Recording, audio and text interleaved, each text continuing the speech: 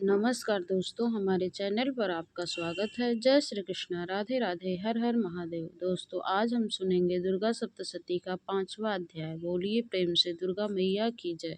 दोस्तों, 5वें अध्याय में जिसमें देवताओं द्वारा देवी की स्तुति, चंड मुंड के मुख से अंबिका के रूप में प्रशंसा सुनकर शुंभ का उनके पास दूध भेजना और दूध के निराश लौटने का वर्णन है। 5वें अध्याय से पहले हम सभी को माँ जगदम्बा का ध्यान करना चाहिए। कर कमलों में घंटा, शूल, हल, शंख, मूषक, चक्र, धनुष और बाण धारण करती है। शरद ऋतु की शोभा संपन्न चंद्रमा के समान जिनकी मनोहर कांत है, जो तीनों लोकों को आधारभूत है और शुभ आदि दैत्यों का नाश करने वाली है, तथा गौरी के शरीर से जिनका प्रगट्य हुआ है, उन सरस्वती देवी को मैं निरंतर भजन करती हूँ। मार्कंडेय ऋषि कहते हैं, पूर्व काल में शुंभ निशुंभ नामक असुरों ने अपने बल के घमंड में आकर शशीपति इंद्र के हाथ से तीनों लोकों का राज्य छीन लिया और यज्ञ भी छीन लिया था।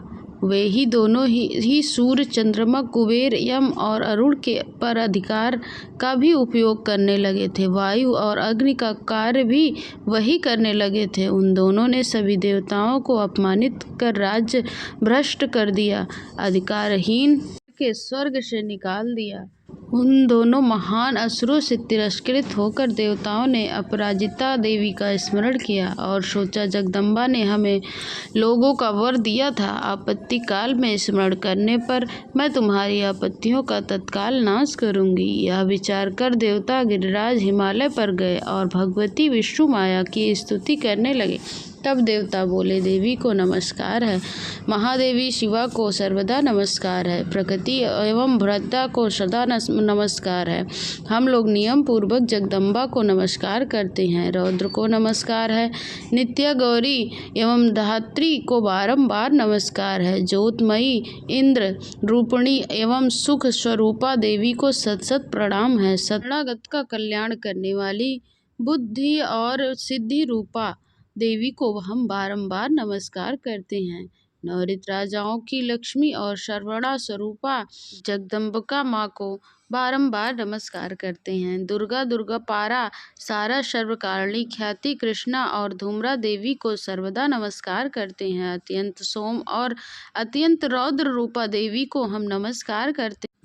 जगत की आधारभूत कृति देवी को नमस्कार है। जो देवी सब प्राणियों में विष्णु माया के नाम से कही जाती हैं, उनको नमस्कार है, उनको नमस्कार है, उनको बारंबार नमस्कार है। जो देवी सब प्राणियों में चेतना रूप से कहलाती हैं, उनको नमस्कार है, उनको नमस्कार है, उनको बारंबार नमस्कार है। जो देवी सर्व प्राणियों में बुद्ध रूप से स्थित हैं, उनको नमस्कार है, उनको नमस्कार है, उनको नमस्कार है।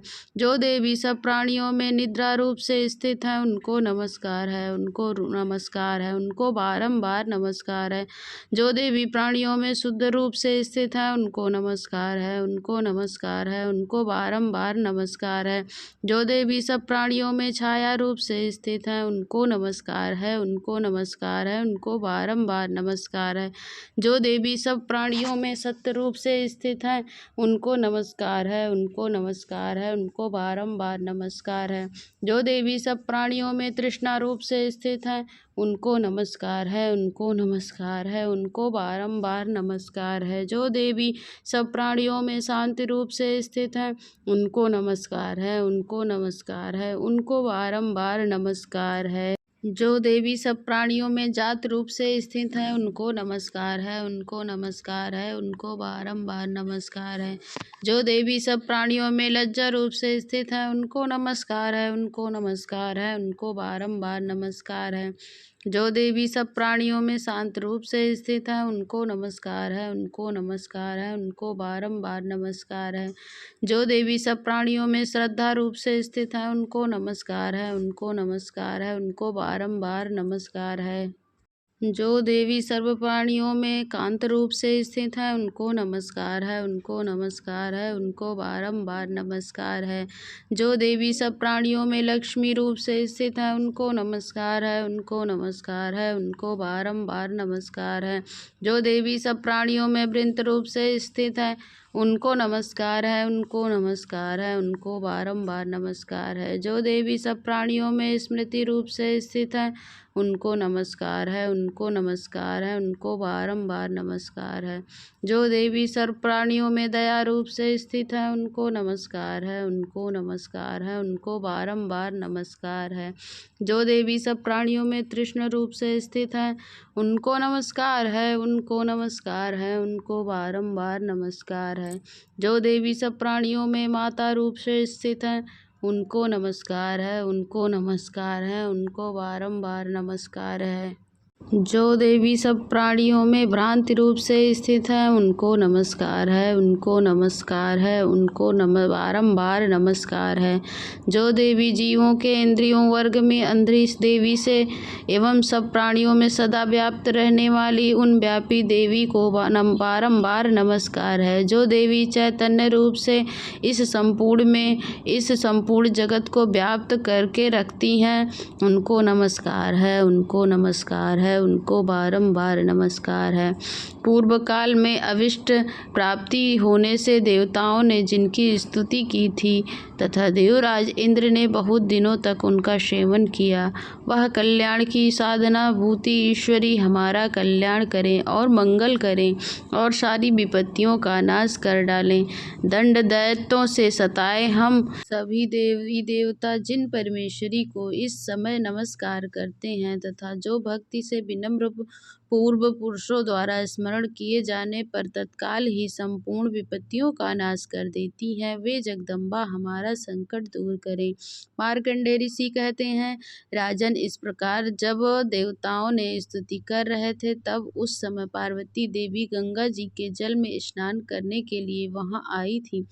उस सुंदर भाव वाली भगवती ने देवता से पूछा, आप लोग किसकी स्तुति करते हैं? तब उनके शरीर कोश से प्रकट हुई शिवा देवी बोली, शुभ दैत्यों ने तिरस्कृत युद्ध में निशुंभ से पराजित हुए यहाँ एकत्रित हुए हैं। यह समस्त देवी देवता मेरी ही स्तुति कर रहे हैं। पार्वती जी के शरीर से अंबिका जी का प्रादुर्भाव हुआ था, इसीलिए वे समस्त लोगों में कौशिकी कही जाती थी। कौशिकी के प्रकट होने के बाद पार्वती देवी का शरीर काले रंग का हो गया, इसीलिए वे हिमालय पर रहने वाली कालिका देवी के नाम से विख्यात हुई थी। तदंतर शुभ निशुंभ के वृत्त चंड मुंड वहां आए और उन्होंने परम मनोहर रूप धारण करने वाली अंबिका देवी को देखा। फिर वह शुंभ के पास जाकर बोले, महाराज, एक अत्यंत मनोहर स्त्री है जो अपनी दिव्य कांत से हिमालय पर को प्रकाशित कर रही है।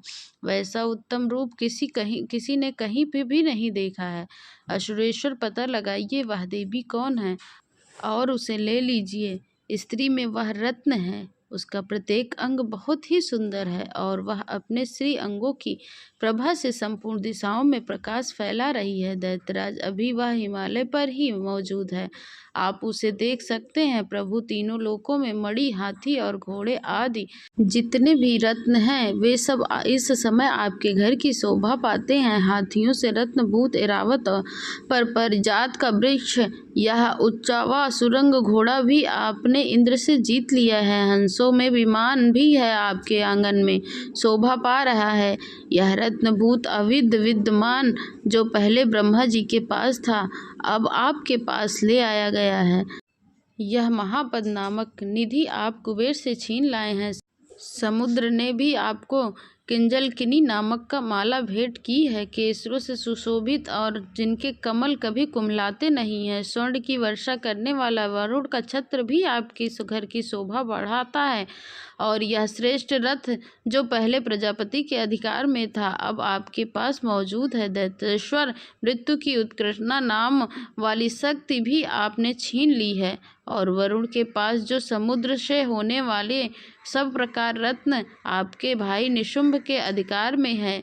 अग्नि ने स्वतः शुद्ध किए हुए 2 वस्त्र आपको सेवा में समर्पित किए हैं। दैत्यराज, इस प्रकार सभी रत्नों आपके एकत्रित कर लिए हैं। फिर जो यह स्त्री रत्न स्वरूपा कल्याणमयी देवी है, इसे आप क्यों नहीं अपना अधिकार कर सकते? मार्कंडेय ऋषि कहते हैं, चंडमुंड का यह वचन सुनकर शुंभ ने महादैत्य सुग्रीव को दूत बनाकर भेजा।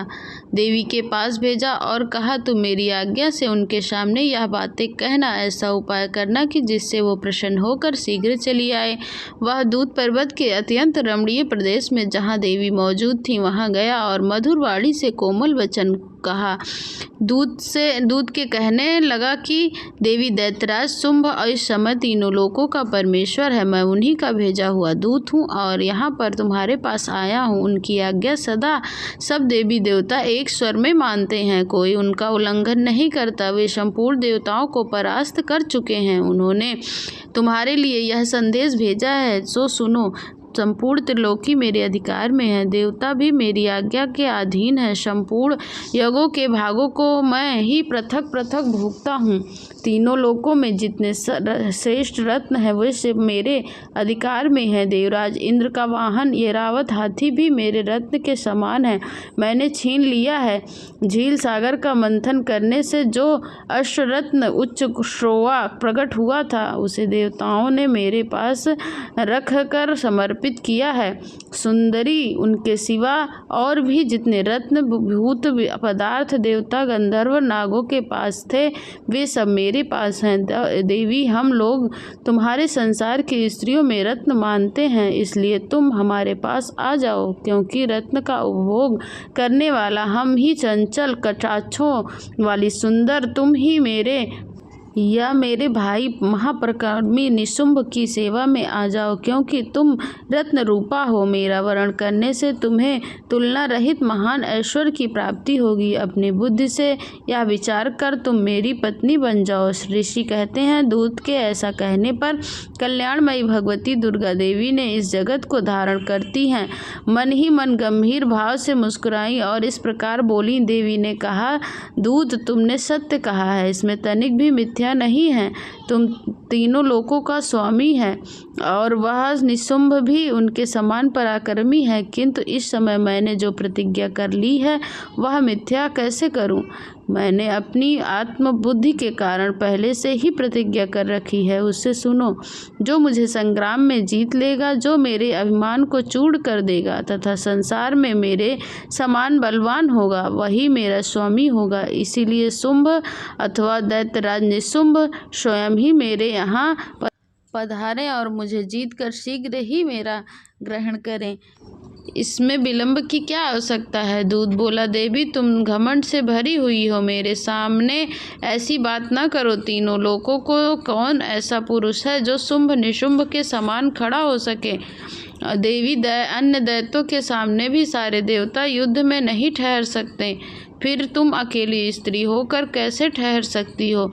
जिन शुभ दैत्यों के सामने इंद्र आदि भी देवता भी युद्ध में खड़े नहीं हो पाए, उनके सामने तुम स्त्री होकर कैसे आओगी? इसलिए तुम मेरे ही कहने से शुंभ निशुंभ के पास चली जाओ। ऐसा करने से तुम्हारा गौरव की रक्षा होगी, नहीं तो जब केस पकड़कर घसीटते हुए ले जाएंगे तो अपनी प्रतिष्ठा खोकर जाना पड़ेगा। देवी ने कहा, तुम्हारा कहना ठीक है। शुंभ बलवान है, निशुंभ भी बड़ा पराक्रमी है, किंतु क्या करूं? मैंने पहले से ही सोचा है, जो प्रतिज्ञा कर ली है। अब तुम बचाओ। मैंने तुमसे जो कुछ कहा है वह दैत्यराज से आदरपूर्वक कहना, फिर जो वह उचित होगा जान पड़ेगा वैसा ही करेंगे। जय माता दी। इस प्रकार मार्कंडेय पुराण में सर्वाधिक मनंतर की कथा के अंतर्गत देवी महात्म्य में देवी दूत संवाद नामक 5वां अध्याय पूर्ण होता है। बोलिए प्रेम से माता रानी की जय, अम्बे मात की जय।